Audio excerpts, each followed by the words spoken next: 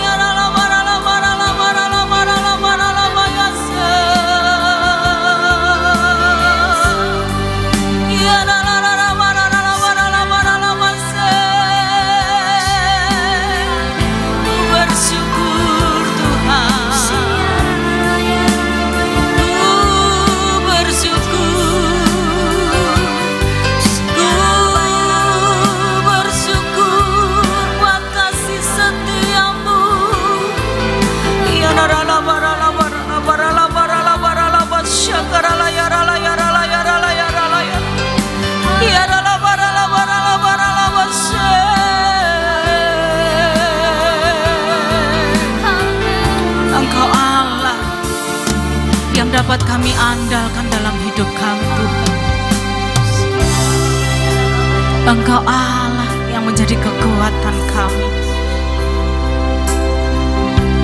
Engkau Allah yang menjadi kepercayaan kami. Terima kasih Tuhan.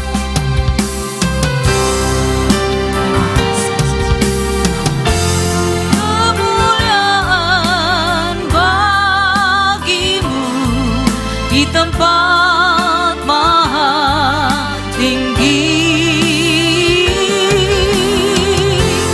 kemuliaan bagimu.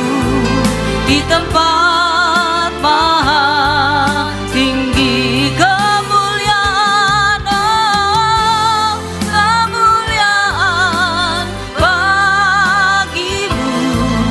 Di tempat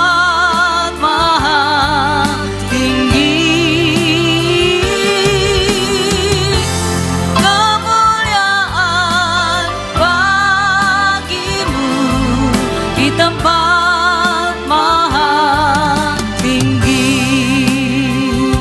Bersama katakan, oh Yesus, oh Yesusku, Yesusku, Engkaulah Raja damai, Raja damai. Kau turun ke dunia, selamatkan manusia. Oh Yesusku, oh Yesusku, Yesusku, Kau Tuhan penuh kasih, penuh kasih. Kau berikan hidupmu untuk tebus dosaku. Kaulah Allah yang kupuji, Kaulah Allah yang kusembah.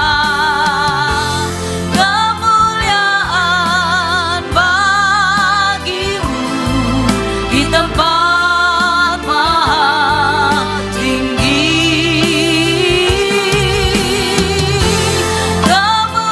Kemuliaan bagimu di tempat maha tinggi. Kemuliaan, kemuliaan bagimu di tempat maha tinggi.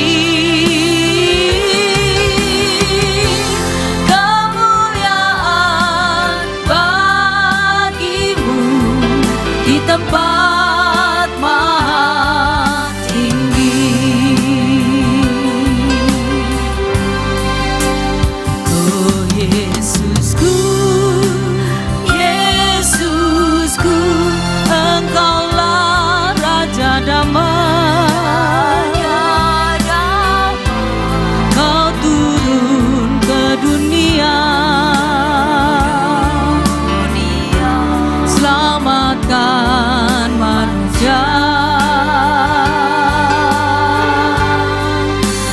Oh Yesusku, Yesusku, Kau Tuhan penuh kasih. Mari kita bersama-sama berdiri.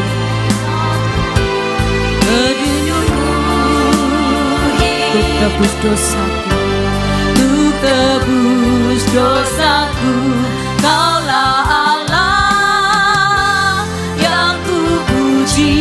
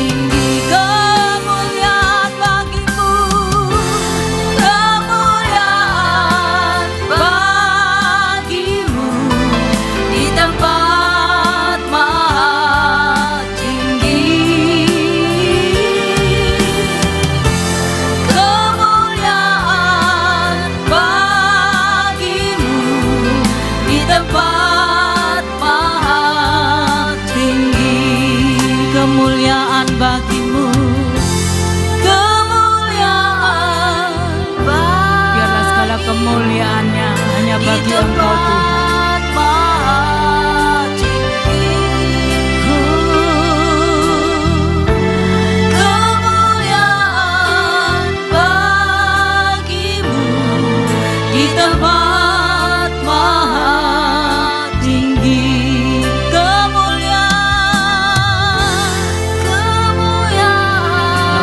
Tangan kami Tuhan, biarlah segala kemuliaan hanya bagi Engkau di tempat yang maha tinggi.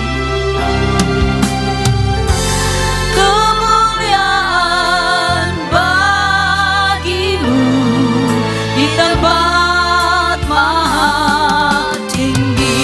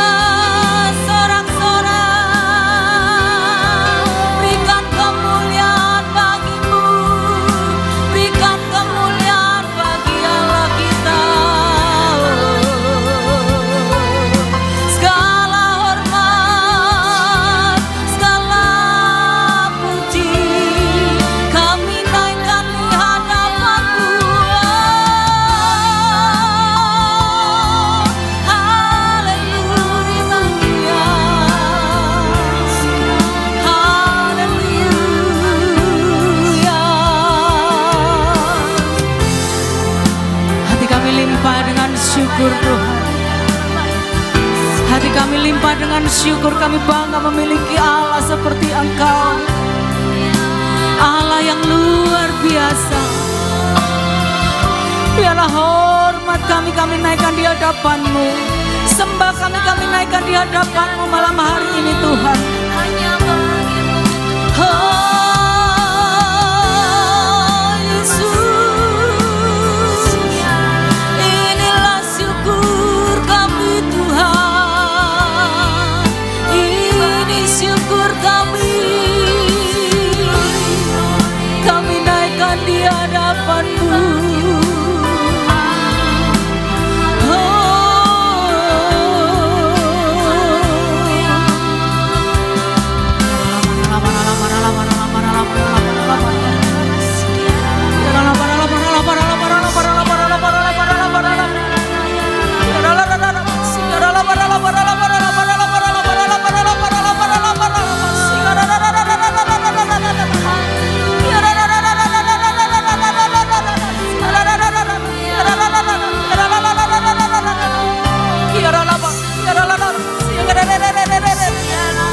Segala hormat kemuliaan bagi Engkau Tuhan, segala puji syukur hanya bagi Engkau Tuhan. Engkau yang layak kami tinggikan, Engkau yang layak kami agungkan.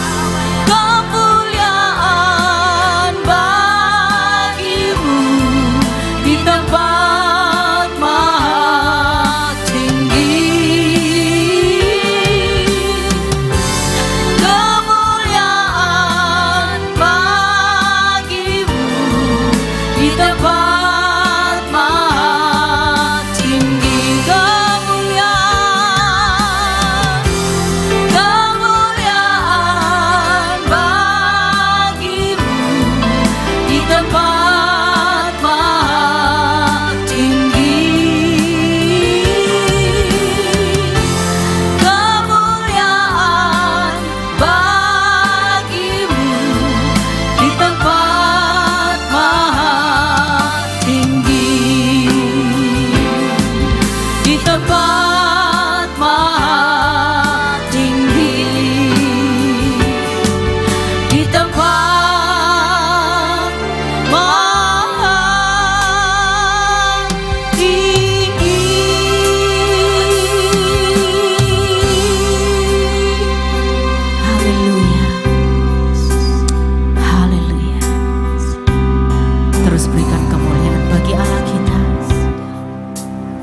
hari ini kita naikkan sembah syukur kita kepada Dia.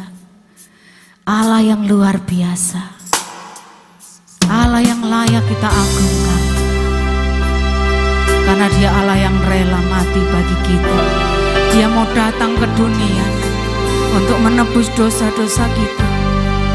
Allah yang luar biasa yang mengasihi setiap hidup kita. Mari malam hari ini gunakan waktu kita untuk kita bersyukur atas segala kasih dan kemurahan Tuhan. Haleluya Yesus.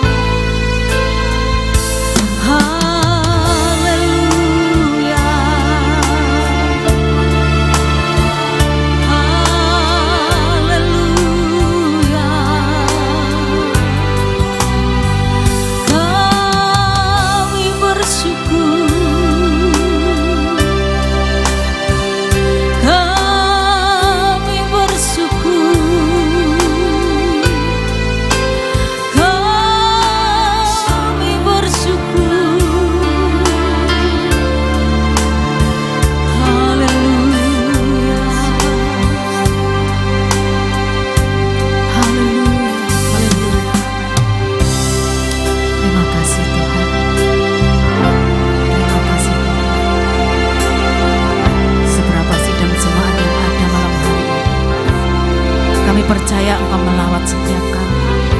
Kami percaya malam hari ini Engkau memberikan kelegaan kepada setiap kami.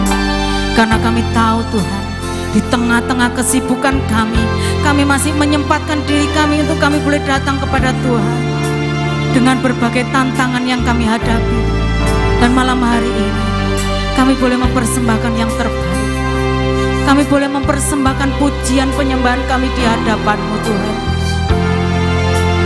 Karena kami tahu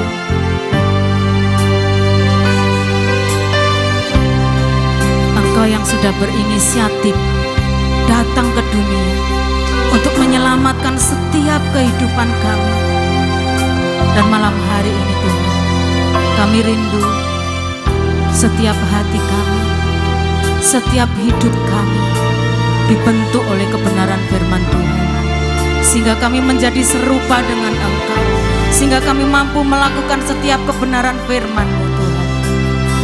Terima kasih Tuhan, Engkaulah juru selamat kami. Engkaulah satu-satunya jalan bagi setiap kami untuk kami boleh menuju di mana Engkau berada. Terima kasih Bapak.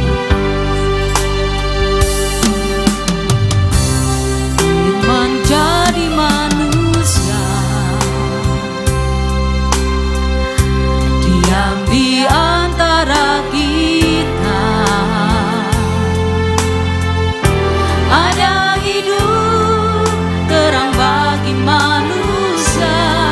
Engkau datang bagi kepunyaan-Mu. Firman jadi manusia, diam di antara kita, ada hidup terang bagi manusia. Engkau datang bagi kepunyaan-Mu. Yesus, Kaulah juru selamatku. Ku akui Kau Tuhan bagiku. Kau terang bagi saat gelapku. Kau pintu bagi setiap jalan. Sidang jemaat, naikkan pujian ini, firman jadi manusia.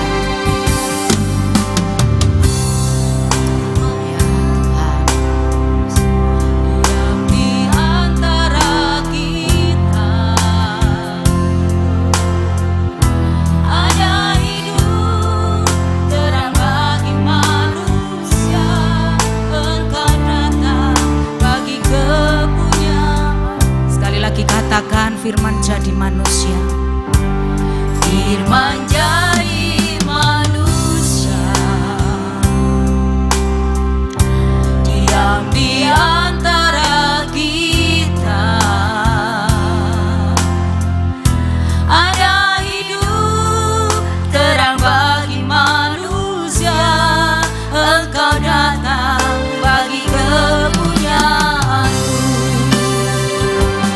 Yesus, Kaulah juru selamatku. Ku akui Kau Tuhan bagiku. Kau terang bagi saat gelapku. Kau pintu bagi setiap jalan. Yesus, Kaulah juru selamatku. Ku akui Kau Tuhan bagiku. Kau terang bagi saat gelapku.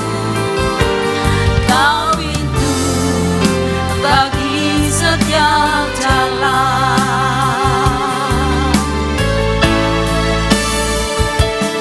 Yesus, Kaulah juru selamatku.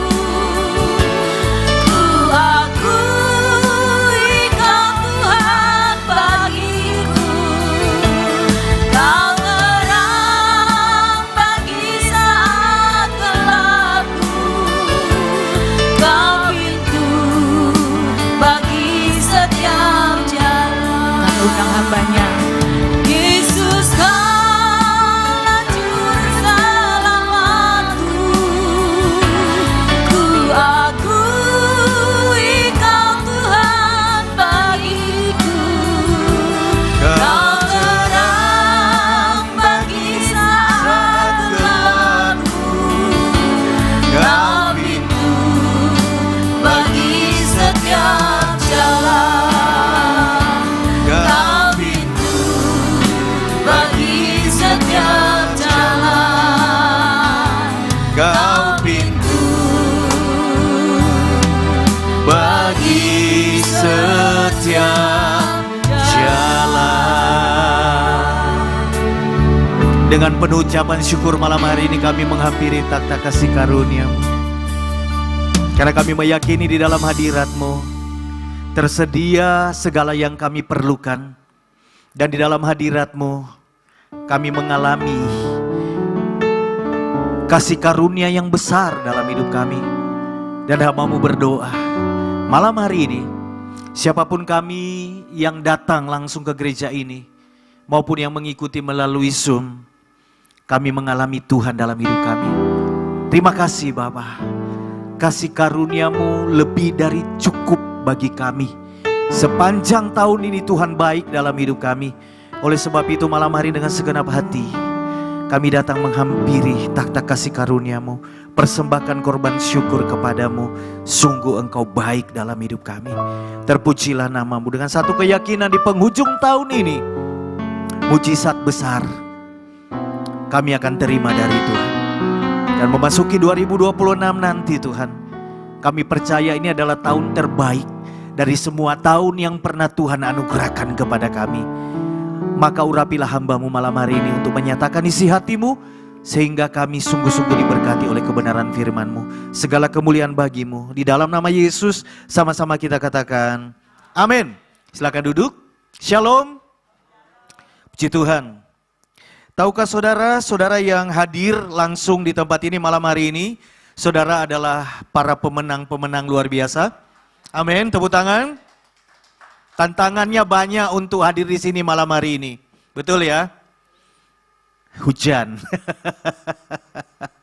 Banjir. Orang kalau sudah pulang rumah, lalu turun hujan, itu males loh datang.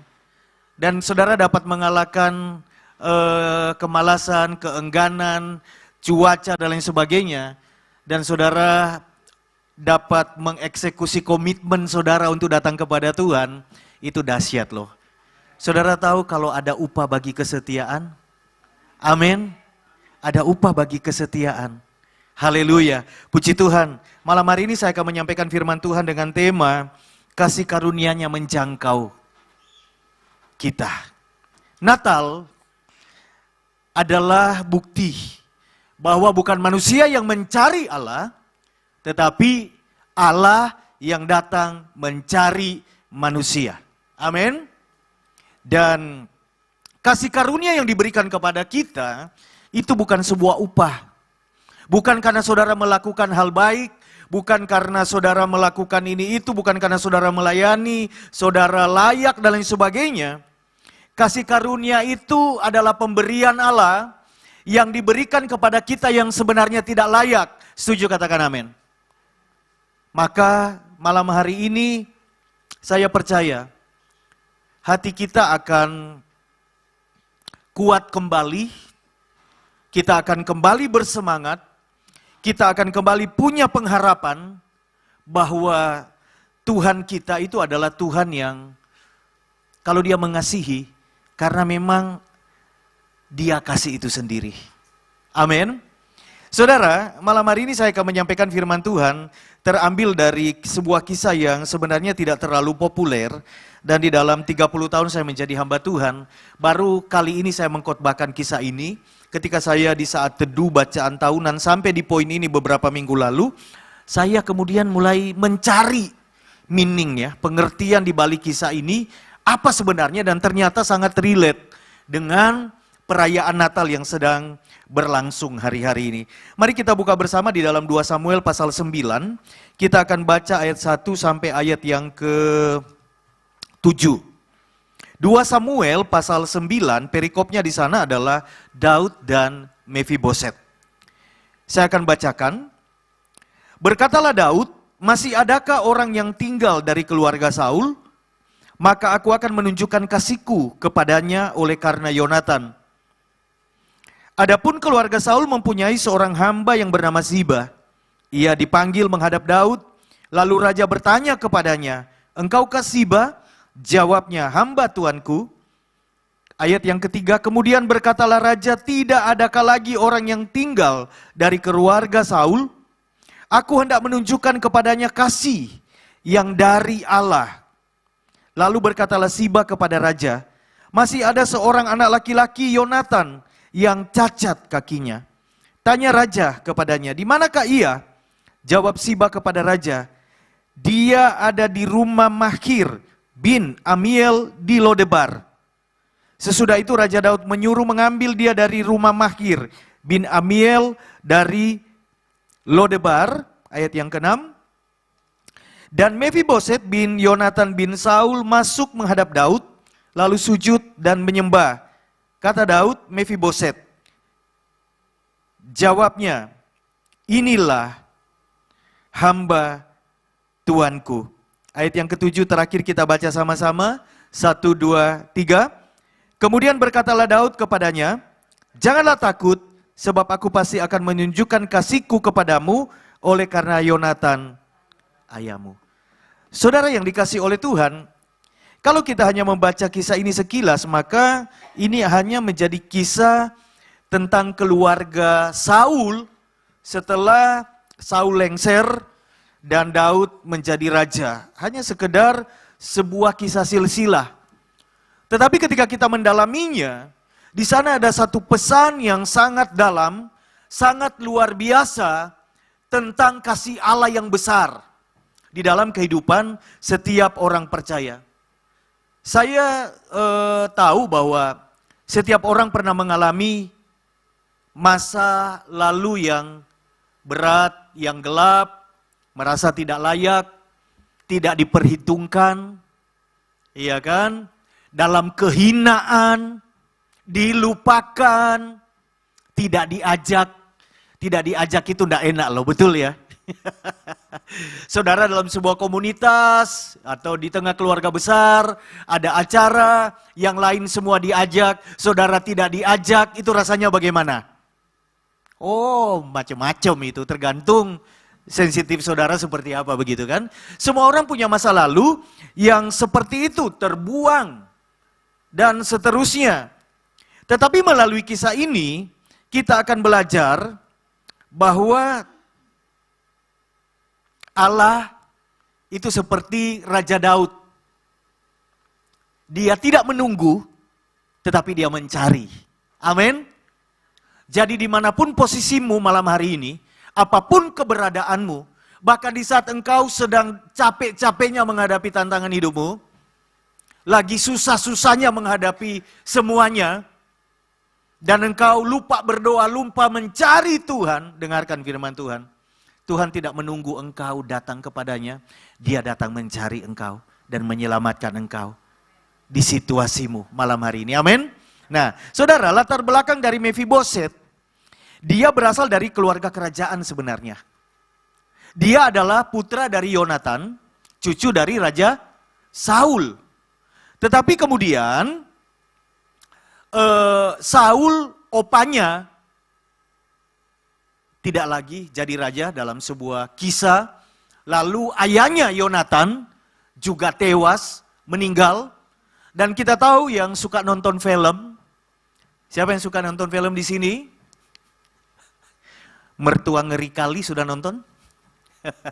Lagi tayang. Yang suka nonton film, film kolosal tentang kerajaan, biasanya kalau raja yang baru naik, maka keturunan raja yang lama biasanya diapakan, saudara? Dihabisin ya. Karena itu ancaman buat kerajaan. Ancaman buat raja yang baru. Sehingga kemudian dikisahkan Mephiboset ini, cucu dari Saul ini, itu dibawa lari sama Ziba ke satu tempat. Dan tempat itu disebut namanya Lodebar. Saya coba selidiki sebentar. Lodebar ini artinya adalah tempat tanpa padang rumput. Jadi dicari satu tempat yang paling aman menurut Ziba, supaya keturunan raja ini tidak ketahuan. Semakin sedikit orang datang ke situ, semakin aman untuk Mephiboset. Jadi Mephiboset, keturunan raja, dikatakan dia cacat kakinya, karena pada usia 5 tahun ketika Ziba lari, terjadi chaos di kerajaan itu, Ziba jatuh, Mephiboset digendongannya jatuh, kakinya patah, cacat. Dia dibawa ke Lodebar, tempat tanpa padang rumput, dan informasi ini cukup menggambarkan kepada kita siapa Mephiboset. Dia mengalami keterbatasan fisik, lalu kemudian secara sosial, ia dianggap tidak berguna, tidak layak, harus disembunyikan, karena masih dia mendapatkan kasih dari Ziba, pelayan ayahnya yang setia. Tetapi kemudian, orang yang seperti ini, disembunyikan dari keramaian, dididik oleh seorang hamba yang mengasihi dia, itu secara mental, secara psikologis, kita bisa pikirin gimana perkembangan si Mephiboset ini. Dia pasti tumbuh dengan citra diri yang sangat rendah, cacat, tidak ketemu orang. Mungkin juga disamarkan identitasnya, namanya, dan lain sebagainya. Saudara, Mephiboset ini adalah gambaran manusia yang jatuh, terluka, dilupakan, hidup tidak layak, tidak masuk hitungan, dan lain sebagainya. Saya sangat tahu bahwa setiap orang itu punya masa lalu. Mungkin di antara kita ada yang dulu punya keadaan yang kurang lebih dengan versi yang berbeda sama dengan Mephiboset. Termasuk saya. Saya punya latar belakang yang kalau saudara lihat hari ini, saya bisa ketemu saudara dan ngobrol, iya kan? Lalu saya aktif di dunia entertain, misalnya begitu. Sebenarnya ini adalah kebalikan dari siapa saya dulu. 180 derajat berbeda dengan siapa saya dulu. Kenapa? Karena saya punya citra diri yang buruk. Rasa minder. Rasa tidak layak, tidak seberuntung orang lain, dan lain sebagainya. Saya masih ingat, dulu kalau saya ketemu orang ngobrol, saya tidak berani lihat mata lawan bicara saya. Dan itu kan ada satu perasaan yang rendah diri yang luar biasa. Saya tidak pernah tahu lawan bicara saya itu matanya ada hitamnya, ada putihnya atau bagaimana. Karena saya tidak berani. Lalu kemudian, saya bukan orang yang bisa ngobrol dengan siapapun. Bukan seorang yang bisa nyanyi di depan orang. Saya ingat waktu di STB Tani,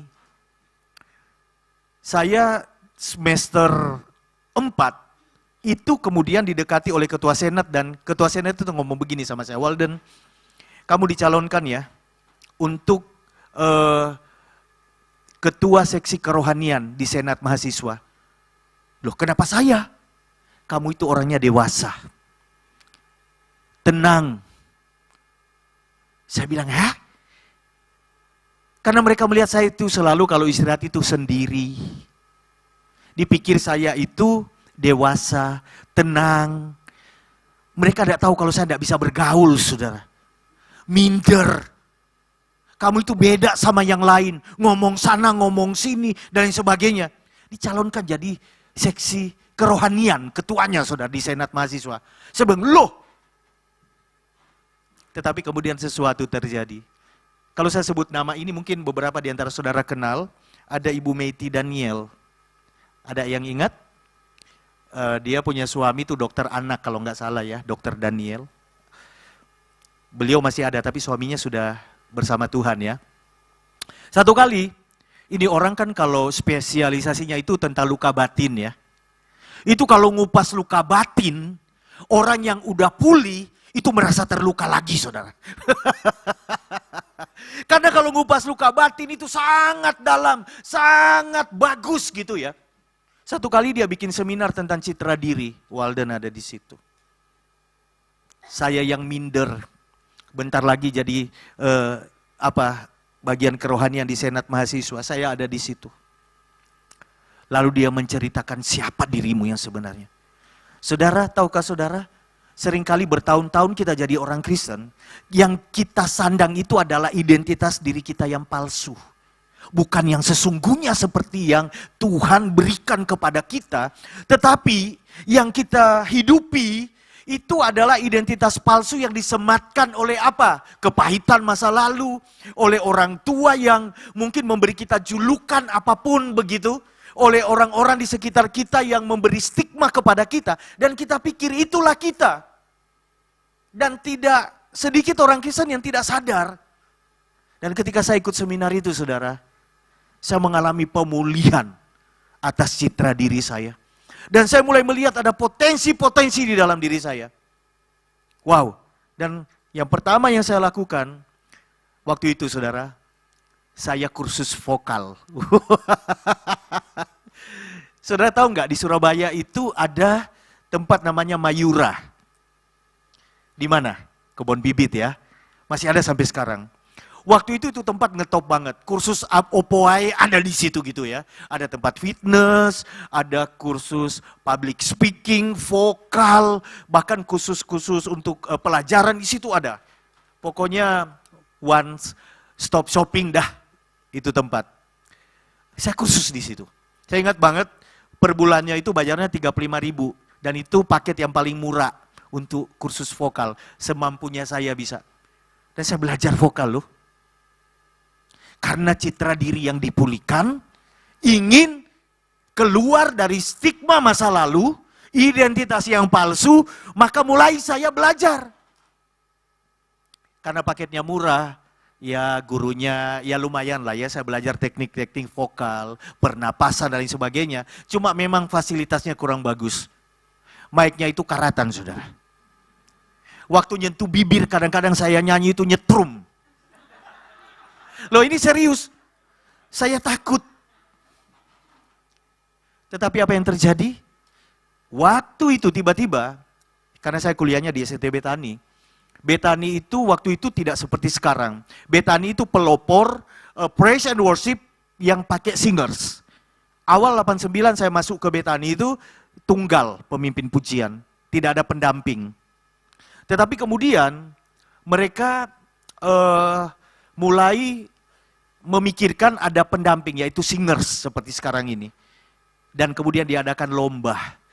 Lomba menyanyi, saya ingat banget, lomba Bani Asaf Heman Yedutun namanya. Dan hadiahnya uang, trofi, keyboard. Dan karena saya sudah kursus vokal, saudara. Daftar saya. Daftar. Banyak sekalian daftar. Nyanyi saya. Saya ingat banget waktu itu untuk babak penyisihan ada pilihan lagu. Saya pilih lagu lama. Kulihat tatamu. Na na na na na na. Menjulang tinggi dalam kemuliaan. Saudara, dari 300 sekian masuk 50 besar loh. Masuk 50 besar. Lalu dari 50 dikecilkan lagi jadi 30. Dari kampus saya ada 3 orang yang daftar termasuk saya. Orang-orang yang citra dirinya udah pulih sih sebenarnya. Mereka itu udah WL gitu kan. Puji Tuhan waktu pengumuman dari 50 ke 30, saya masuk. Wow. Dan dari 3 itu, kampus saya yang masuk. Wah, langsung, kamu mewakili kampus loh. Wah, teman-teman mulai, kamu tidak boleh minum es ya. Kamu tidak boleh makan panas. Dipinjami jas. Pokoknya diperhatikan begitu ya. Dan waktu itu saya ingat banget, jurinya Pak Ade Manahutu datang, dan itu diliput liputan seputar Indonesia. RCTI baru launching program seputar Indonesia dan festival ini diliput. Dan aturan juri yang tidak bisa saya lupa itu adalah begini. Dari 30 masuk 10 itu tidak diumumkan namanya, 30 orang itu harus datang, yang dipanggil maju berarti dia yang lolos. Nah, ada satu masalah. Pak Cece Marlatu, salah satu juri, tiba-tiba ke kamar saya, ke kamar asrama. Walden, kamu siap ya? Poinmu tinggi. Kamu masuk 10 besar, tapi jangan ngomong-ngomong. Kamu pokoknya datang. Begitu saya diomongin begitu, yang ngomong juri, percaya atau enggak saudara? Percaya. Wow. Ini citra diri baru pulih nih, baru pulih. Tapi mental itu belum sekuat sekarang gitu kan. Saya langsung bilang sama teman-teman, masuk loh, masuk loh. Saudara, langsung teman-teman saya itu mereka beli roll film. Waktu zaman itu kan ada kamera yang ada di cekrek itu. Ada 3 tukang foto. Saya dipinjemi kemeja warna orange sama teman saya. Lalu saya duduk manis, itu KKR yang khotbah Pak Ade Manahutu. Karena saya sudah dibilangi juri duduk di sana, yakin dipanggil. Tapi tahu nggak saudara, peserta pertama dipanggil, saya di sini nomor 13. Saya ingat banget ya, nomor 13, nomor urut saya. 8 orang sudah dipanggil, wah tinggal 2 pasti Walden setelah itu. 9 bukan saya. Hati saya itu sudah mau meledak saudara. Ingat saya baru dipulihkan citra diri saya, tapi mental saya itu tidak seperti sekarang ini, semental sekarang gitu. Saya mulai toleh. Teman saya yang sudah beli film itu, lihat saya, ini tinggal 1. Saya bilang, habis ini 1.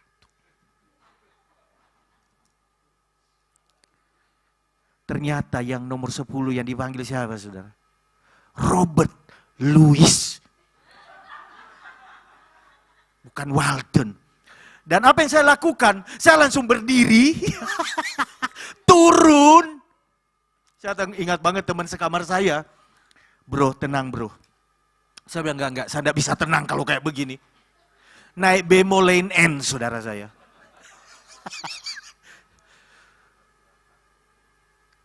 Delta Plaza, sudah mau tutup, saya sampai di situ. Ditemani temanku. Lalu kita pulang itu, naik apa waktu itu? Taksi, saudara. Stres 1 bulan. Stres. Teman-teman di kampus bilang, katanya masuk. Malu setengah mati. Saudara. Terus 3 orang yang sudah beli film itu, dia bilang begini, kita sudah beli A400 lagi. Saudara kalau tahu A400 itu kualitas film paling bagus ya. Ada A100, A200, A400 itu paling bagus ya. Terus yang satu bilang, untung aku, yang 3 orang beli film itu bawa kamera itu, yang satu bilang, saya pikir ada isinya kameraku. Ternyata tak buka, kosong.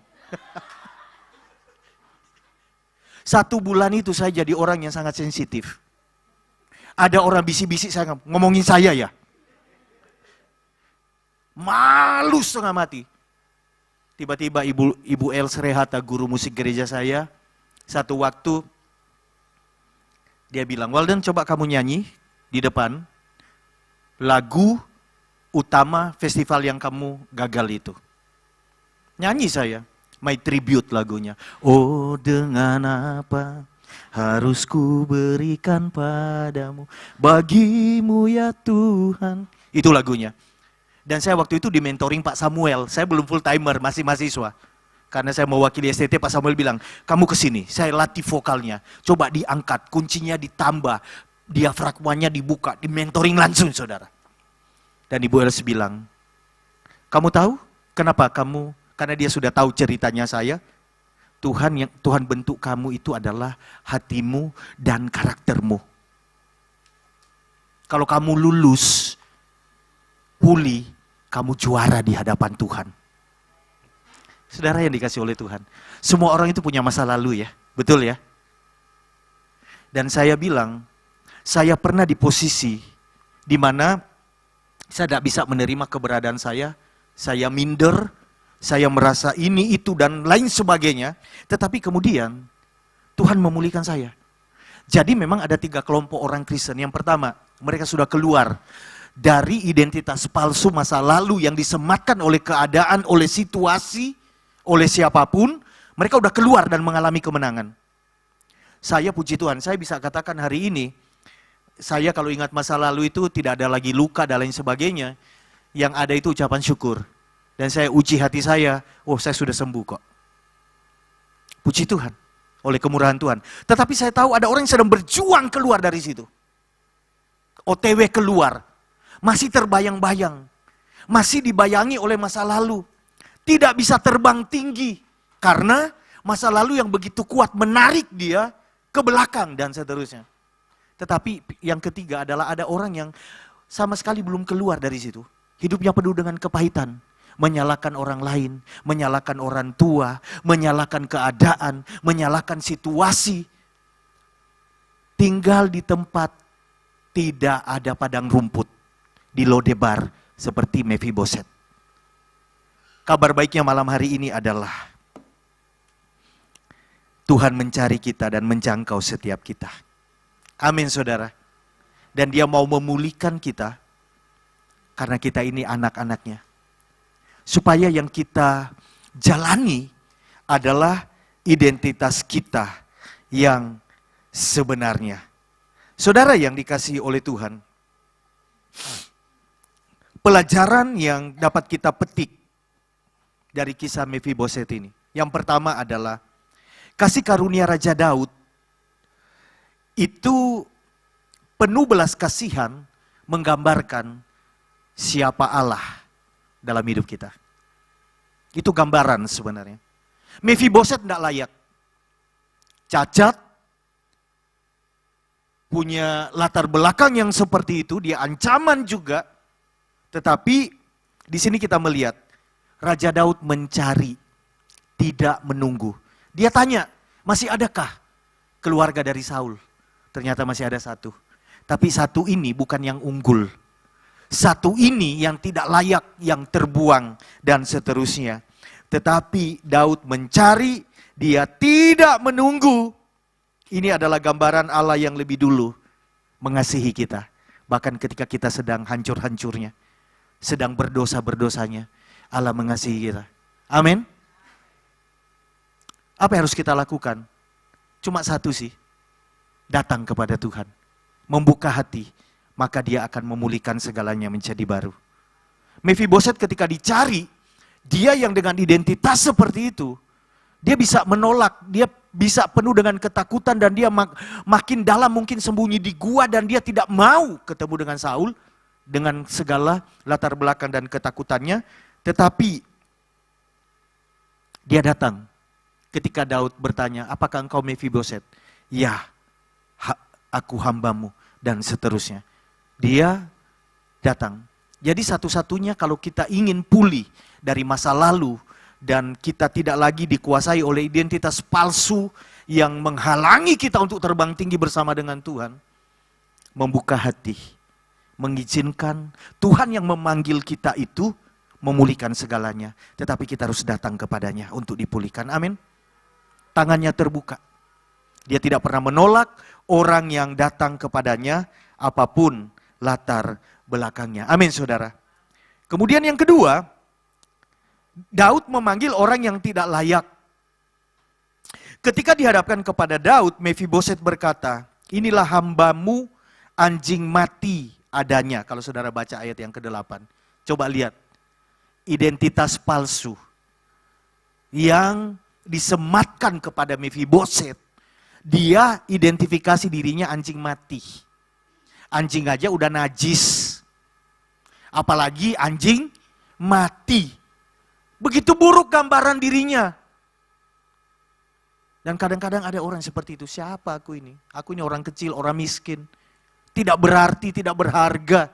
Kere dan lain sebagainya. Saudara yang dikasih oleh Tuhan. Daud memanggil bukan karena Mephiboset layak. Tetapi karena dia mengasihi Mephiboset. Daud terikat perjanjian dengan Yonatan. Persahabatan mereka. Dan kemudian dia mencari keturunan Yonatan itu. Dan kita itu terikat perjanjian dengan Tuhan. Tuhan Yesus berkata, aku menyertai engkau sampai kesudahan zaman. Amin. Aku mengasihi engkau dengan kasih yang kekal dan lain sebagainya. Allah terlebih dahulu mengasihi saudara. Allah memanggil saudara bukan karena saudara lebih baik dari orang lain, saudara layak, tetapi karena Allah mengasihi engkau dan memiliki rencana yang besar. Bukan karena kelayakan kita. Jadi yang perlu kita lakukan cuma buka hati kok. Kok enak? Enak jadi anak Tuhan itu. Datang dan kita dipulihkan. Datang dan kita diberkati. Datang dan kita dikuatkan. Datang dan kita terima pemulihan besar-besaran dari Tuhan. Lalu kemudian bagian yang ketiga kita pelajari adalah kemudian Daud memulihkan identitas palsu dan memberikan masa depan kepada Mephiboset. Ketika kita datang dengan segenap hati kepada Tuhan, dengan rendah hati, dengan hati yang terbuka, mengizinkan Tuhan melakukan bagiannya dalam hidup kita, maka yang pertama, Tuhan akan pulihkan identitas kita. Bahwa Mephiboset, engkau ini adalah keturunan raja, betul? Ayahmu Saul, opamu Saul, ayahmu Yonatan. Mereka itu orang-orang yang luar biasa. Engkau keturunan raja. Dan segala hak Mephiboset, tanah, dan lain sebagainya, kalau saudara baca secara keseluruhan, yang sebenarnya sudah hilang, dikembalikan kepada Mephiboset. Pemulihan dari Tuhan, itu pasti pemulihan yang totalitas dalam hidup kita. Bukan cuma hati saudara dipulihkan. Bukan cuma mental saudara yang dipulihkan. Bahkan berkat yang menjadi milik hak saudara di hadapan Tuhan juga dipulihkan oleh Tuhan. Amin saudara. Karena kita ini imamat yang rajani, orang-orang yang diberkati oleh Tuhan. Amin saudara. Jadi pemulihan identitas. Kemudian pemulihan martabat. Harga diri Mephiboset tinggal di Lodebar, tempat tanpa padang rumput, cacat,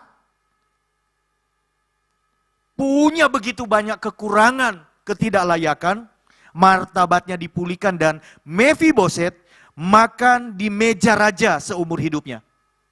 Sehidangan dengan Daud. Wow, saudara, kalau Tuhan memulihkan kita itu tidak setengah-setengah. Katakan amin. Kalau Tuhan memulihkan hidup kita itu total. Amin. Iya. Makan sehidangan itu bicara tentang apa, saudara? Fasilitas, supply, perhatian, dianggap setara, layak dan berhak. Saudara jangan pernah berkata aku tidak layak. Karena Tuhan sudah melayakkan engkau. Amin. Dan segala berkat ini kata firman Tuhan akan datang kepadamu. Kau punya bagian yang sudah Tuhan tentukan untuk engkau terima. Apapun itu. Dan saya sedang berdoa hari-hari ini. Umat Tuhan di penghujung tahun mendapatkan berkat spesial. Double porsi. Apa yang sudah Tuhan tentukan yang tertunda berbulan-bulan sepanjang tahun ini. Di bulan terakhir ini. Saudara menerima itu di hadapan Tuhan. Apakah saudara percaya Tuhan sanggup melakukannya? Tidak ada yang mustahil bagi Tuhan. Saya sedang hari-hari ini menghidupi kebenaran, belajar untuk melakukan apa yang Tuhan mau. Sederhana, simple, menyederhanakan kehidupan rohani saya. Oke, dan kemudian saya mengadakan deal-deal dengan Tuhan dan saya berkata begini sama Tuhan. Atur saja Tuhan, aku nurut, aku manut. Tapi tolong kondisikan. Tolong kondisikan. Beberapa waktu yang lalu saya ada di renungan tentang Absalom. Absalom itu kan memberontak. Hendak merebut kerajaan Daud ayahnya. Dan ketika terjadi rekonsiliasi itu tidak total ternyata. Daud tidak dengan segenap hati memanggil Absalom karena ketika dia dipanggil dari pelariannya, tidak boleh ke istana, disuruh pulang ke rumahnya 2 tahun. Dan makna yang saya dapatkan adalah pengampunan itu bukan pengampunan kalau hanya setengah pengampunan. Kasih bukan kasih kalau hanya separuh kita mengasihi. Karena Tuhan itu ngajarin kita totalitas. Setuju enggak saudara? Dan ketika Tuhan menuntut saya untuk melakukan hal itu, mengeksekusi hal itu, secara pribadi dalam hidup saya, daging saya ngomong apa? Kok enak, ini berat, ini tidak mudah. Tetapi kemudian saya mulai menyederhanakan, saya bilang, oke Tuhan, kasih mampu saya ya, atur sajalah Tuhan. Apa yang Tuhan mau, saya manut, saya nurut. Tapi tolong kondisikan, setting, supaya semuanya mengalir dengan begitu. Dan Tuhan setting saudara. Pemulihan demi pemulihan, itu mulai terjadi.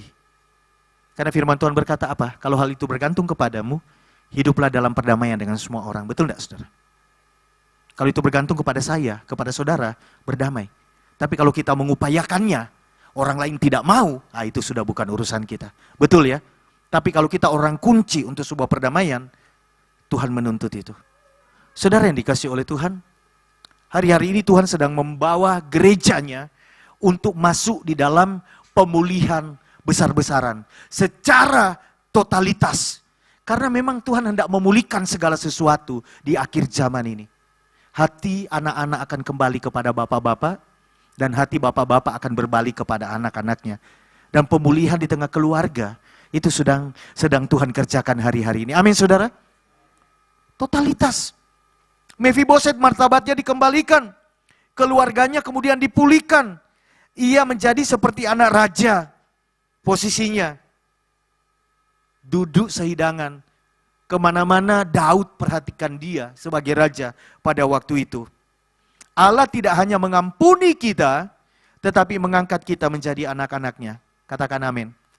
Identitas kita sesungguhnya, kita ini anak raja. Katakan amin. Apakah saudara percaya? Anak Tuhan, anak raja, anaknya Yesus, dan lain sebagainya. Apakah saudara percaya? Kadang-kadang identitas lama kita berkata, "Moso iya, anak raja kayak begini," dan seterusnya. Dan itu akan terus mengganggu saudara dan iman saudara kemudian mati, tidak tumbuh. Tapi terima saudara, ketika Tuhan mencari kita seperti Daud mencari Mefiboset, kita memang keadaannya ancur-ancuran seperti Mefiboset. Tetapi dia pulihkan segalanya.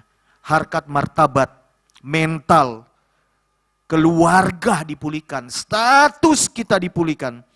Dan dia bukan hanya mengampuni kita, bukan hanya memulihkan kita secara mental, tetapi dia mengangkat kita menjadi anak-anaknya. Saudara tahukah saudara, ketika kita menjadi anak, firman Tuhan berkata kita adalah ahli waris, orang-orang yang berhak menerima janji Tuhan yang besar dalam hidupnya. Amin saudara? Iya. Bagaimana kita mengaplikasikannya dalam hidup kita? Yang pertama, Allah mengasihi kita di tengah ketidaklayakan kita. Itu harus kita terima. Secara dominan perkatakan, secara dominan pikirkan, supaya stigma negatif selama ini kamu itu siapa, masa lalumu bagaimana, dan seterusnya, itu kemudian berganti, ditutupi oleh identitas yang sesungguhnya bahwa Allah mengasihi saya justru di tengah ketidaklayakan saya. Betul? Oh, saya banyak mengalami perkataan, bahkan beberapa orang ngomong secara langsung, "Kamu itu tidak layak jadi gembala sidang." Datang ke rumah saya, saudara. Dan saya tahu memang saya tidak layak. Tidak layak kamu, mundur dulu sampai kamu layak. Dan saya menangis loh di hadapan Tuhan. Saya tidak layak memang. Tahun ini adalah tahun ke-30 saya full timer di Gereja Allah Baik. Sejak masa muda saya tidak pernah pindah kemanapun. Di sini. 30 tahun. Dan 3 tahun ini saya menerima panggilan penggembalaan. Setelah 27 tahun full timer. Saudara tahu teman-teman saya, adik-adik rohani saya yang di Palangkaraya, yang di Bali. Mereka sudah anniversary ke-21 tahun, 25 tahun gerejanya, dan seterusnya. GAB Holy Rock mau 3 tahun. 27 tahun pergumulan pribadi bersama dengan Tuhan. Walaupun support untuk menggembalakan. Waktu saya di Sangkakala tahun 2000, saudara. Datang pengusaha, ngomong begini sama saya. "Ini momentum kamu buka gereja. Kamu punya masa sekarang. Kamu terkenal." Saya ingat waktu itu, orang kalau bikin acara WL, Walden Rudolf Sangkakala. Dan dia bilang, "Udah kamu jadi gembala aja, mengenai yang lain-lain, kami yang ngurus. Pokoknya kamu jadi gembala. Ini momentum kamu, jangan sampai kehilangan momentum." Begitu saya diomongin begitu, saudara, apa yang saya rasakan? Malah saya jadi takut, saudara. Saya bilang, saya berdoa dulu. Dan saya tetap merasa, menjadi seorang gembala sidang itu tidak mudah. Saya ngukur keluarga saya seperti apa, itu tidak gampang. Dan saya bilang, enggak, saya tidak mau. Saya tidak ngomong tidak mau, belum saatnya. Belum saatnya, saya belum siap, dan seterusnya. Planningnya matang. Nanti kamu akan, kita bikin gereja, di gereja itu ada panti asuhan, dan seterusnya, dan seterusnya. Dan yang ngomong ini saudara, itu yang punya pabrik-pabrik. Dan saya merasa waktu itu, pertama tidak layak, tidak siap, dan saya merasa menjadi seorang gembala sidang, itu bukan karena orang punya masa, punya uang, punya potensi, dan sebagainya. Oh tidak seperti itu.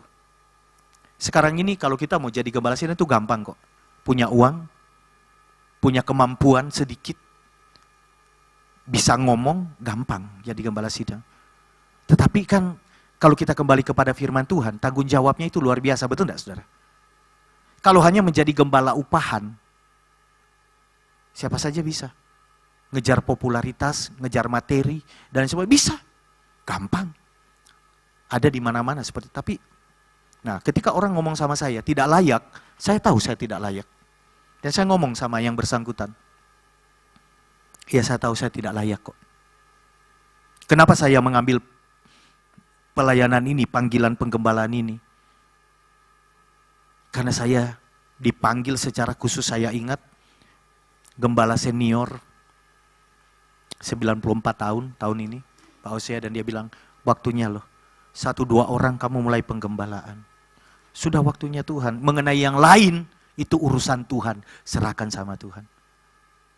Lalu beberapa hamba Tuhan meneguhkan hal itu, meneguhkan, dan akhirnya tiba-tiba ada orang datang, ayo Pak kita start, kita mulai. Dan kami butuh 7 bulan, saya ngomong sama tim saya, lihat di sebelah saya, lihat keluarga saya, mau nggak digembalakan oleh orang seperti saya. Karena ketika kita maju, tidak ada kata mundur. Pikirkan, doakan, jangan sampai, oh ternyata begini, saya mundur, saya tidak mau. Dan mereka akhirnya mau. Oh, tidak apa-apa Pak. Yang penting, Pak Walden benar, lurus, support. Oke. Dan puji Tuhan sampai hari ini saya disupport oleh tim yang solid. Yang tidak mundur oleh karena apapun. Bahkan saya bolak-balik, ngadakan rapat dan saya bilang, sepertinya Tuhan itu memakai saya untuk membuka tetapi tidak untuk melanjutkan. Saya mengajukan teman saya, kalian bisa jalan sama ini, saya tidak bisa. Tapi begitu saya sharing dengan mentor saya, 30 tahun ini saya di-mentoring Pak Samuel, orang tua saya, dia bilang, enggak gitu konsepnya.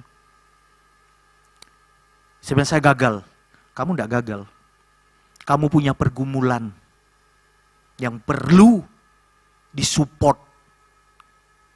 Dan kalau kamu bertahan sejauh ini, itu karena Tuhan. Maju terus, maju terus. Dan ternyata saya baru tahu di GAB itu, pendeta itu bisa dipecat karena 3 hal.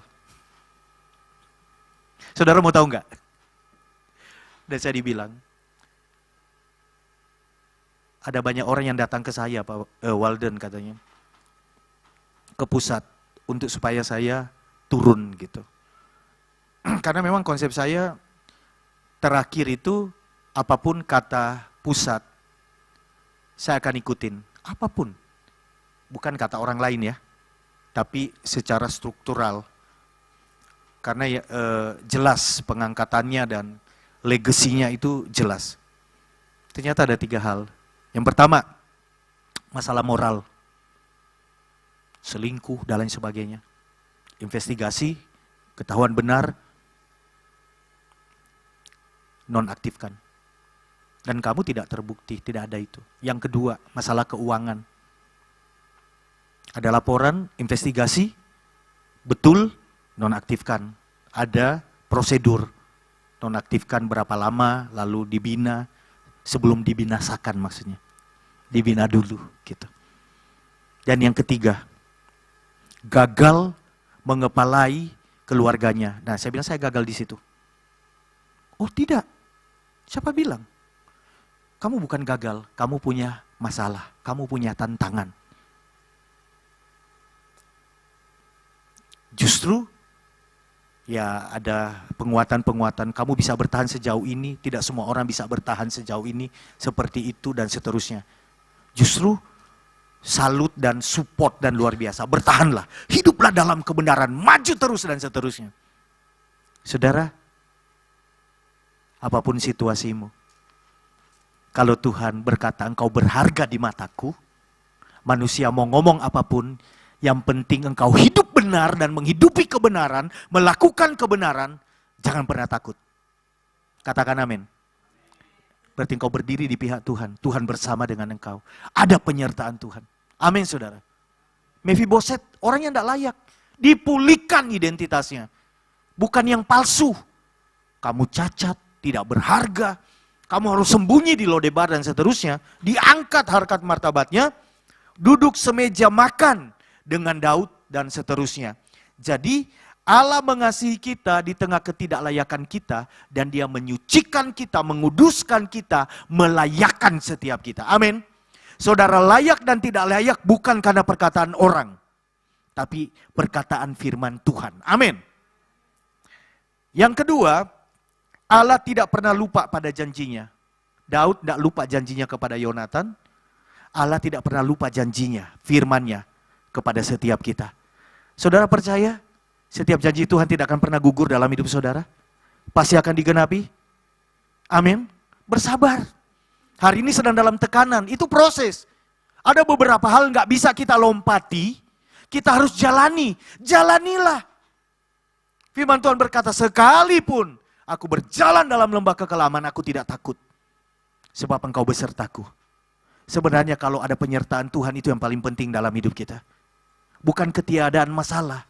Tetapi ada penyertaan Tuhan, apapun masalahnya, kita bisa melewatinya, saudara. Tidak ada hidup tanpa masalah. Tapi kalau ada penyertaan Tuhan, jaminan engkau pasti menang. Kau pasti sampai di ujungnya. Amin. Jadi saudara yang dikasihi oleh Tuhan, Allah tidak pernah lupa dengan janjinya dalam hidupmu. Dia pasti akan menggenapinya dalam hidupmu. Dan kemudian yang terakhir, kasih karunia Allah yang menjangkau kita, mengubah identitas kita. Mephiboset berubah dari orang buangan menjadi bangsawan, dikembalikan posisinya. Kita bukan orang-orang terbuang, kita bukan orang yang tersisihkan, kita bukan orang yang dilupakan dan tidak diperhitungkan, tidak. Kita istimewa di hadapan Tuhan. Karena kita anak-anak Tuhan dan Tuhan mengasihi kita. Katakan sebelahmu, engkau istimewa di hadapan Tuhan.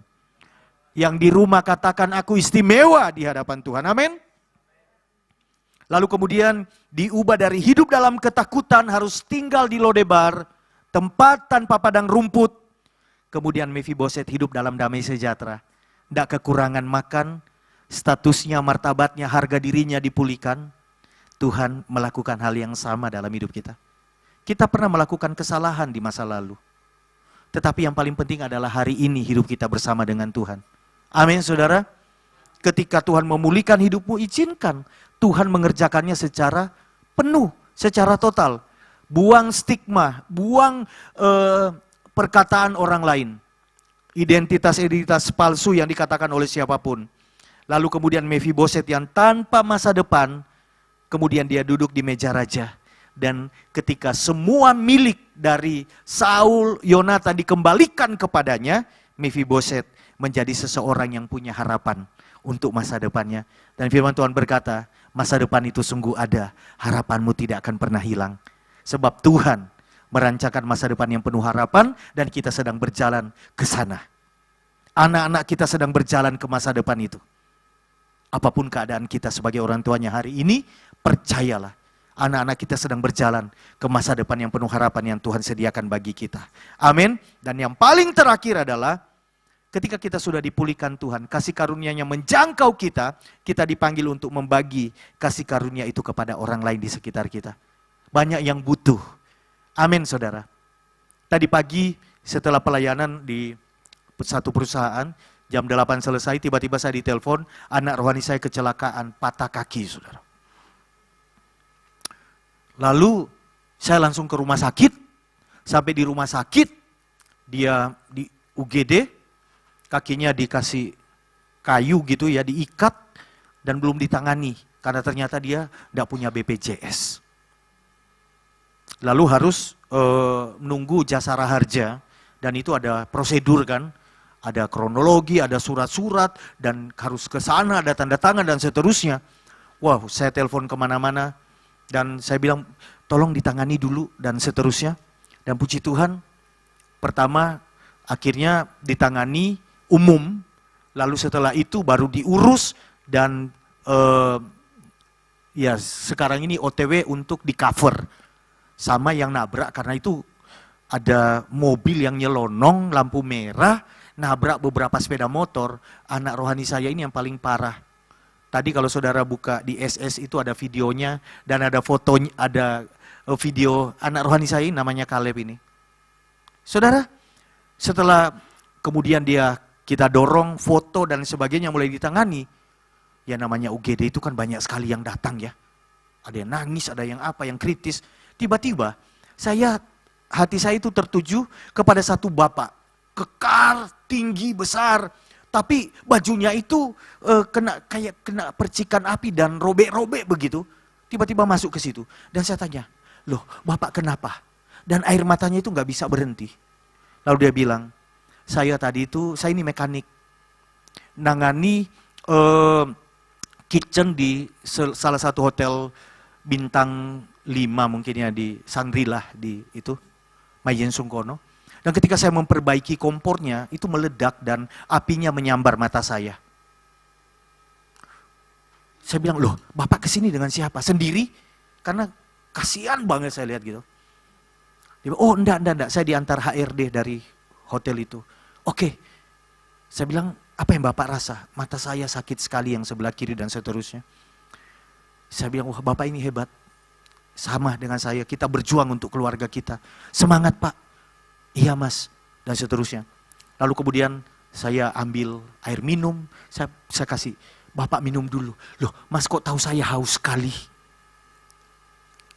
Hal-hal sederhana saudara. Dan saya bilang, jangan takut pak, sekarang canggih. Mata bapak pasti enggak apa-apa dan seterusnya. Lalu datang istrinya, datang anaknya. Dan saya dikenalin, ini mas ini kasih saya minum. Dan seterusnya. Itu hal sederhana ya saudara ya. Hal sederhana yang bisa kita lakukan. Mungkin Daud, dia raja. Dia bisa melakukan banyak hal yang hebat bagi Mephiboset. Saya, bukan raja, bisa melakukan hal sederhana bagi orang di sekitar saya. Tetapi Tuhan, dia punya segalanya. Dan kalau dia turun tangan, take over masalahmu, bukan hal sederhana yang Tuhan lakukan. Hal-hal yang excellent, hal-hal yang hebat. Amin saudara? Iya, tadi saya drop anak saya sebelum ke sini, ke Lipo. Begitu saya drop, tiba-tiba di depan mobil saya itu ada suami istri. Ada suami istri. Panggul karung, pemulung, hujan, kehujanan. Waduh, saya bilang Tuhan ada ya masih orang yang seperti ini hidupnya ya, dan seterusnya. Saudara, Tuhan memanggil kita untuk murah hati kepada orang di sekitar kita. Amin. Ketika saudara bisa tolong. Saya hentikan dua orang itu, saya bilang mau kemana, mau pulang. Tinggal di mana? Dia sebutkan salah satu tempat tidak jauh dari situ. Kasihan, banyak orang di sekitar kita. Kemarin saya antri di dekat rumah situ Indomaret. Ada ibu-ibu kecil, gendong baby. Beli bubur sun 1 bungkus kecil. Saya bilang, dari Kupang ya? Oh iya, kok tahu? Ya kelihatan gitu. Saya bilang ini anaknya, iya.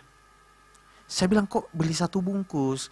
Saya dulu punya anak, 1 bungkus itu paling 2 kali makan, betul enggak? Yang punya baby. Kan bungkus kecil tuh, cuma 1. Saya bilang ambil yang banyak, ambil yang beberapa. Loh enggak apa-apa pak, enggak apa-apa. Dan seterusnya. Lalu kemudian petugas Indomaretnya bilang begini sama saya. Pak, bapak tahu itu di dekat belakang jus itu, mereka tinggal di situ. Kos di situ. Kasihan itu serabutan. Dan seterusnya, dan seterusnya. Kita dipanggil untuk melakukan seperti Daud melakukan, menjadi kepanjangan tangan Tuhan dari apa yang ada pada kita. Banyak orang di sekitar kita yang sedang susah hari-hari ini, betul enggak saudara? Ngobrol. Satu kali saya ketemu dengan seseorang lagi murung. Nah saya kan suka bercanda ya. Saya bilang begini, anak muda, lagi suntuk gitu mukanya. Nggak kenal saudara. Lagi antara anak-anak di mall. Saya tepuk bahunya. Cowok. Udah bro, nggak usah dipikirin. Dia memang kayak begitu. Itu kan candaan saudara. Nah saya nggak tahu masalahnya tuh. Saya coba bilang, nggak usah dipikirin. Dia orangnya memang kayak begitu. Ditanggapi serius loh. Loh, mas kok tahu? Saya nggak tahu. Saya bercanda, saya suka bercanda. Lalu dia curhat, saudara. Ngobrol, saya cuma mendengarkan. Dan saya bilang, itu hal biasa, saya pernah ngalami kayak begitu. Ini loh yang harus kamu lakukan. Kenapa kamu jadi sentimental begitu? Enggak, gini-gini. banyak orang di sekitar kita itu butuh. Amin. Banyak Mefiboset di sekitar kita. Dan diperlukan Daud untuk memulihkan, untuk menolong, dan lain sebagainya. Amin saudara. Tetapi satu hal, sebelum kita dapat melakukan semuanya itu, kita menerima lebih dulu dari Tuhan. Karena kita nggak mungkin memberi apa yang tidak kita punya. Entah kasih, entah kehangatan, entah apapun itu, kita harus menerima lebih dulu supaya kita dapat membaginya kepada yang lain. Dan Tuhan sedang mencari orang-orang yang mau menjadi kepanjangan tangan Tuhan. Tetapi saudara harus dipulihkan lebih dulu. Amin. Allah menjangkau kita, Dia mencari kita. Bukan karena kita layak, tetapi karena Dia mengasihi kita.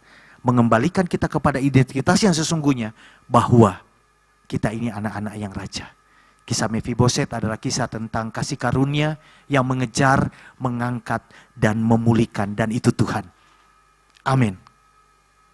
Saya percaya, saudara sedang dipulihkan Tuhan. Kita sedang dipulihkan oleh Tuhan. Ekonomi kita sedang dipulihkan oleh Tuhan. Keluarga kita sedang dipulihkan oleh Tuhan. Kesehatan kita sedang dipulihkan oleh Tuhan. Pelayanan kita sedang dipulihkan oleh Tuhan. Identitas kita sedang dipulihkan oleh Tuhan. Kalau Tuhan memulihkan, total. Pasti pulih. Mari kita bangkit berdiri, kita akan berdoa bersama-sama. Haleluya. Terima kasih Tuhan. Kita naikkan pujian lama ya.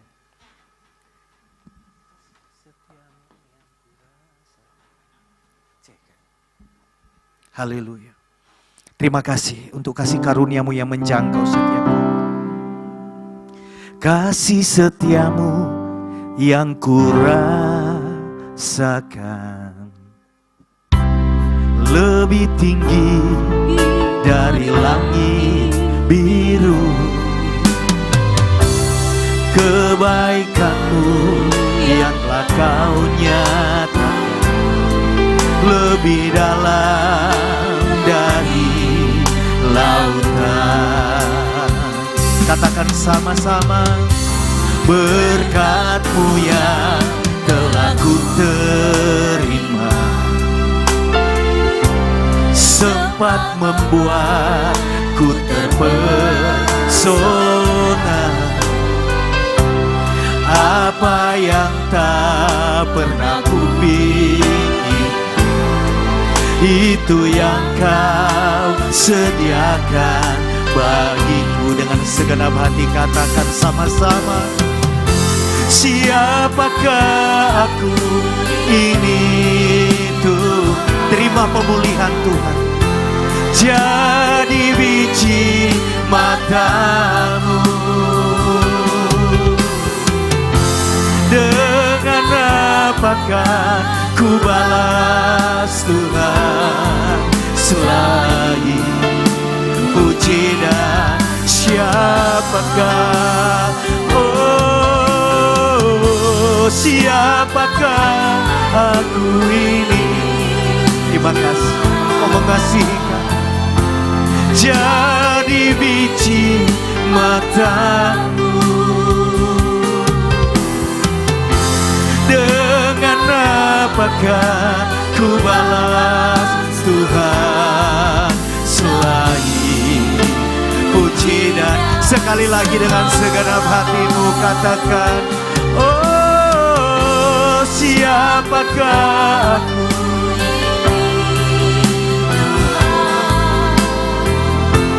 Jadi biji mata-Mu. Dengan apakah ku balas Tuhan selain puji dan sembah. Malam hari ini kami bersyukur kepada-Mu, sebab Engkau mengasihi kami. Kau menjangkau setiap kami, bukan karena kami layak, bukan karena kami lebih baik dari yang lain, tetapi karena Engkau mengasihi kami. Maka malam hari ini kami datang kepada-Mu, membawa hati kami, membawa hidup kami, membawa keluarga kami, membawa seluruh keberadaan kami. Silakan Tuhan, bekerjalah, berkaryalah. Datanglah kerajaan-Mu dan jadilah kehendak-Mu dalam hidup kami. Malam hari ini Tuhan, kami belajar satu hal. Bagi-Mu tidak ada yang mustahil. Kalau Mephiboset mengalami pemulihan secara total dalam hidupnya, maka kami percaya hidup kami juga dipulihkan oleh Tuhan secara total. Terima kasih Tuhan, bahwa kami semakin dalam mengenal rencana-Mu, supaya kami menjadi anak-anak-Mu yang berguna bagi Tuhan. Terima kasih Tuhan, hamba-Mu terbatas menyampaikan apa yang Kau taruh di dalam hati hamba-Mu. Tapi Roh Kudus, Kau yang mengurapi setiap bagian yang sudah kami dengarkan bersama-sama, mendatangkan hidup yang makin berkualitas di hadapan Tuhan. Terima kasih Tuhan. Segala kemuliaan hanya bagi Engkau. Di dalam nama Yesus. Haleluya. Amin. Silakan duduk saudara.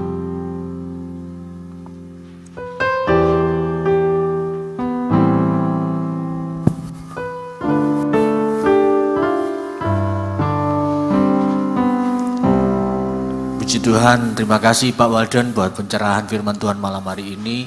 Saudara diberkati malam hari ini. Amin. Ada beberapa pengumuman untuk hari Kamis depan. Kita sudah merayakan perayaan Natal.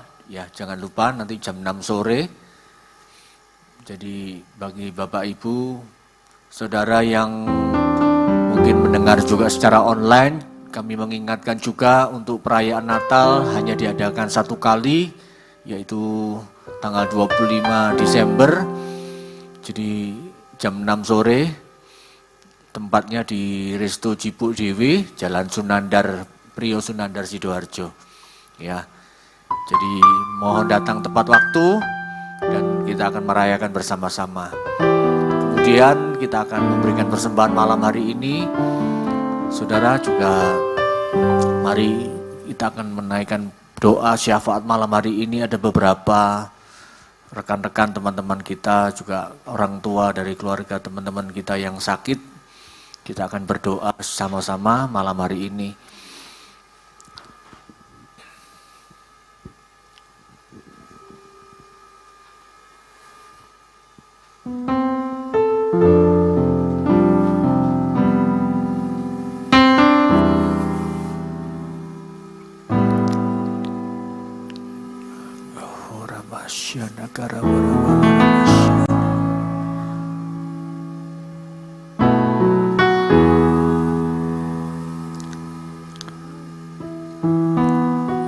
Berkali-kali Kau menolong,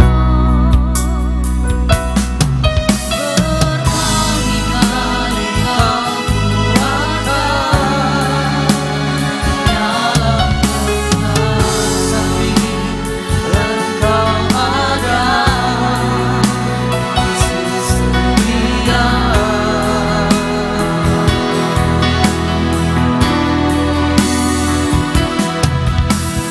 Berkali-kali Kau menolong, berkali-kali Kau kuatkan dalam lembah gelap. Engkau ada, Yesus setia. Mari kita bangkit berdiri.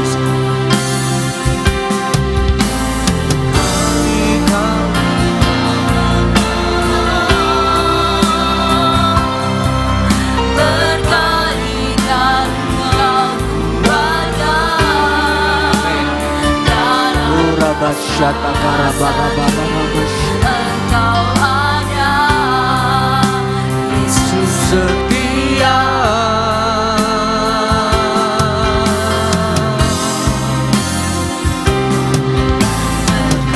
Berkali-kali Kau menolong,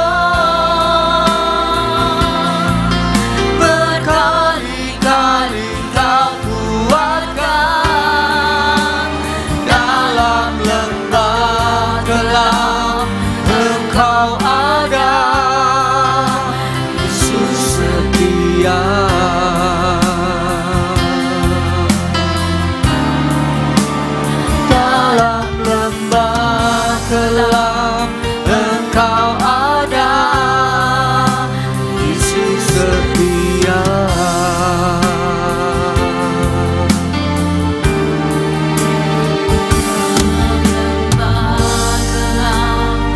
Engkau ada, Yesus setia. Bapa, kami mengucapkan syukur kepadamu malam hari ini. Sebelum kami mengakhiri ibadah doa lawatan kami, Tuhan, kami berdoa Tuhan untuk orang tua daripada Ibu Ineke, Bapak Hartoyo yang saat ini sedang berada di rumah sakit umum, di ruang ICU. Kami berdoa syafaat malam hari ini Tuhan. Kami memohon belas kasihan-Mu Tuhan. Engkau menjamah dan memulihkan. Dalam nama Tuhan Yesus Kristus, segala serangan jantung atau serangan tekanan-tekanan darah tinggi Tuhan, yang menyebabkan Bapak Hartoyo terbaring lemah dan sakit. Kami berdoa malam hari ini, oleh karena bilur-bilur Yesus, kami berdoa dalam nama Yesus, jadilah sembuh. Malam hari ini jamah Tuhan, pulihkan dalam nama Yesus segala kuasa-kuasa maut. Dalam nama Yesus kami berdoa Tuhan, kami menghardik dalam nama Yesus Tuhan.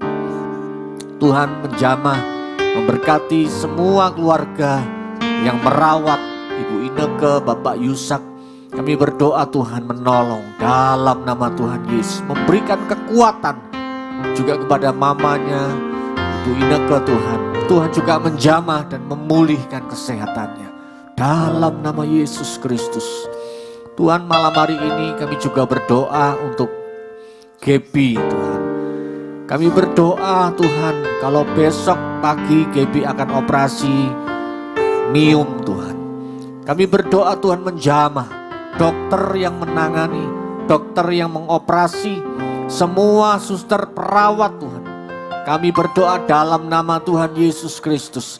Kiranya Tuhan menjamah kandungan Gaby. Tuhan menjamah Tuhan. Segala miom ini Tuhan, kami berdoa, kami cabut sampai akar-akarnya dalam nama Yesus. Terjadi mujizat. Kami berdoa dalam nama Yesus. Tuhan menjamah sehingga operasi miom, pengangkat miom Tuhan boleh berjalan dengan baik dalam nama Tuhan Yesus. Tuhan, kami berdoa malam hari ini juga untuk Ibu Yosinta. Tuhan, kami berdoa Tuhan menjamah, memulihkan kesehatannya dalam nama Tuhan Yesus. Tuhan menjamah mulai ujung kepala sampai telapak kaki, dijamah Tuhan. Tuhan, dalam nama Tuhan Yesus Kristus, jantung yang tidak berfungsi dengan normal, kami berdoa Tuhan, tekanan darah ataupun tekanan jantung, kami berdoa dalam nama Tuhan Yesus, semuanya boleh berjalan dengan normal kembali Tuhan, dalam nama Tuhan Yesus. Terima kasih Bapa, terima kasih. Malam ini kami juga berdoa Tuhan untuk acara perayaan Natal tanggal 25 Desember, Kamis depan Tuhan. Kami menyerahkan Tuhan semua panitia yang mempersiapkan diri, mempersiapkan semua pengisi acara, semua pelayan mimbar, penatua diaken, juga seluruh jemaat-Mu Tuhan. Tuhan, kami berdoa untuk Risto Cipuk Dewi. Kami memberkati dalam nama Tuhan Yesus semua sound system acara ini Tuhan boleh berlangsung dengan baik, dengan lancar Tuhan. Tuhan memberikan cuaca yang baik. Kami memohon Tuhan sehingga semua jemaat-Mu kami boleh menghadiri acara perayaan Natal kami Tuhan. Sehingga semuanya kami boleh bersuka cita, kami boleh menikmati lawatan-Mu, kami boleh berdoa malam hari ini. Tuhan menjamah Tuhan juga Bapak Samuel Hosea yang akan menyampaikan kebenaran firman-Mu. Tuhan memberkati, memberikan senantiasa kekuatan, kesehatan, pewahyuan-pewahyuan. Terima kasih Bapa. Kami berdoa malam hari ini, semuanya Tuhan sediakan, semuanya Tuhan di dalam nama Tuhan Yesus, dalam kendali kuasa Tuhan. Terima kasih Bapa, terima kasih memberikan keamanan, ketentraman, memberikan semuanya dengan berjalan dengan baik Tuhan. Terima kasih Bapa, terima kasih. Bapa, malam hari ini kami berdoa juga Tuhan untuk hamba-Mu Bapak Pendeta Walden Sepaya yang sudah Tuhan membagikan firman Tuhan. Biar Tuhan, kami berdoa bersama-sama Tuhan. Kiranya Tuhan menolong dalam penggembalaannya, di dalam pelayanan-pelayanan yang Tuhan percayakan. Tuhan memberkati juga dalam keluarga, rumah tangga. Tuhan, kami percaya Tuhan, kalau Bapak Walden dipulihkan, kami semuanya juga menerima pemulihan yang sama Tuhan. Citra diri kami, gambar diri kami dipulihkan oleh karena kami adalah serupa dengan gambar Allah. Terima kasih Bapa, terima kasih Tuhan. Kami menaikkan pujian kami, dan malam hari ini kami mengangkat tangan kami di hadapan-Mu Tuhan. Sebagaimana kami mengangkat kedua tangan kami di hadapan-Mu, Engkau menurunkan tangan, mencurahkan berkat, mencurahkan kasih karunia daripada Allah Bapa di surga, cinta kasih daripada Tuhan Yesus Kristus, dan persekutuan Roh Kudus yang menyertai kami mulai malam hari ini sampai Maranatha Tuhan Yesus datang kedua kalinya. Mari yang menerima berkat Tuhan bersama-sama kita berkata, amin. Selamat malam semuanya, Tuhan memberkati.